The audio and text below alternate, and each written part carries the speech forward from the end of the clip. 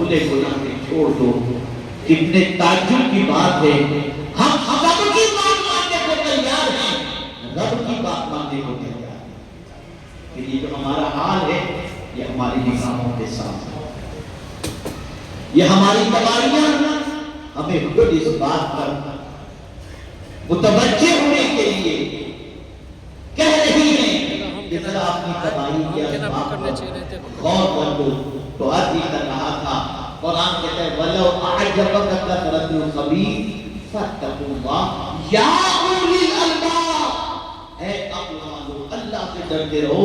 اب اگر تم عقل والے ہو اور کثرت خبائث کو دیکھ کر تمہیں حیرت ہو رہی ہے اور تم تعجب میں پڑ رہے ہو, تو اس میں تعجب میں پڑنے کی کوئی ضرورت نہیں ہے. طیب کو دیکھو, اللہ سے ڈرو, اور اگر تمہارے پاس عقل ہے تو اللہ سے ڈرو, اور اگر تم اللہ سے ڈرے تو دنیا کی کوئی طاقت تمہیں شکست نہیں دے سکتی. لعلکم تفلحون, تم بھلا پا جاؤ گے, تم کامیاب. اے رسول اعظم صلی اللہ علیہ وسلم کے دیوانوں, اسی کو ڈاکٹر اقبال نے بڑے اچھے انداز میں کہا, بربادی کی وجہ کو اس نے اجاگر کیا, طریق مصطفیٰ کو چھوڑنا ہے وجہ بربادی. انہوں نے صرف اپنی عقل سے نہیں, قرآن سے اخذ کیا.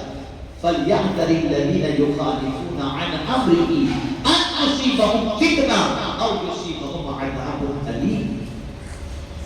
ساری مصیبتوں کی وجہ قرآن و سنت کو چھوڑ دینا ہے, اس کے احکام کی پیروی نہ کرنا, طریق مصطفیٰ کو چھوڑنا ہے وجہ بربادی. میرے پیارے آقا صلی اللہ علیہ وسلم کے پیارے دیوانوں, تو اب کرنا کیا ہے؟ ہمیں کرنی ہے شہنشاہ مدح کی رضا جوئی. وہ اپنے ہو گئے رحمت پروردگار. تو آج اپنی سوچ کو بدلو. یہ نہیں کہ لوگ گناہ زیادہ کر رہے ہیں, پڑھے لکھے گناہ زیادہ کر رہے ہیں, دانشور گناہ زیادہ کر رہے ہیں, مالداری گناہوں کی وجہ سے آ رہی ہے. تو اب یہ تمہیں اگر تعجب میں ڈال دے تو تمہیں تعجب میں پڑھنے کی ضرورت نہیں. یہ دیکھو حق کیا ہے, طیب کیا ہے, چاہے طیب ایک قطرہ ہی کیوں نہ ہو, وہ 1000 لیٹر شراب سے بہتر ہے. اس لیے کہ طیب کو اللہ پسند کرتا ہے اور پاک رہنے والے سے بھی اللہ محبت کرتا ہے. گناہ والوں کے پیچھے نہ دوڑو, برائیوں کے پیچھے نہ دوڑو. سب 31 نائٹ مناتے ہیں تو ہم بھی منائیں, مت دوڑو. بس یہ دیکھو اللہ عز و جل کیا فرماتا ہے اور اس کے رسول صلی اللہ علیہ وسلم کیا فرماتے ہیں. اگر ہم نے اللہ اور اس کے رسول جل جلالہ و صلی اللہ علیہ وسلم کی فرما برداری کی, پیروی کی, اور ہم دنیا کے بہکاوے میں آنے کی بجائے حق کے راستے کے مسافر بنے, تو دنیا کی کوئی طاقت ہمیں کامیابی سے روک نہیں سکتی. بلکہ اگر میں حقیقتاً یہ کہوں اور حقیقتاً بھی کہوں تو غلط نہیں ہوگا کہ تاریخ بتاتی ہے کہ دنیا ہزار حاصل کر لے, لیکن حق کے راستے پر چلنے والے کے لیے کامیابی خود اس کے قدموں تک آ جاتی ہے اور اس کے قدموں کا بوسہ لیتی ہے. بس ہمیں سوچ بدلنے کی ضرورت ہے, فکر بدلنے کی ضرورت ہے.